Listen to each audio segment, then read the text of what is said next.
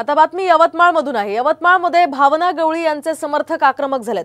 खासदार भावना गवळी या 5 टर्म पासून यवतमाळ वाशिम लोकसभा मतदारसंघाचं नेतृत्व करतात। मात्र 2024च्या निवडणुकीमध्ये उमेदवारी मिळवण्यासाठी प्रथमच त्यांना तीव्र संघर्ष करावा लागला।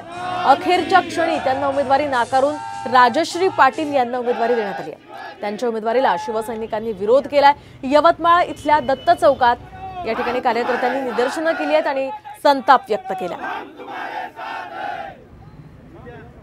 जयश्री हेमंत पाटील ताई यांना उमेदवारी दिल्याचं समजते, पण आम्ही यवतमाळकर या उमेदवारीला विरोध करतो। या ठिकाणी आमच्या सक्षम उमेदवार माननीय खासदार भावना गवळी या 5 वेळा सातत्याने दिग्गजांना पराभूत करून या ठिकाणी निवडून आलेले आहे। आमची मागणी अगोदर हीच आहे की बाहेरच्या उमेदवाराला देण्यापेक्षा या ठिकाणी आमच्या खासदार भावना गवळी यांनाच उमेदवारी दिली पाहिजे। ही आमची आग्रहाची मागणी आमचे एकनाथजी शिंदे साहेब, देवेंद्र फडणवीस साहेब यांच्याकडे आहे।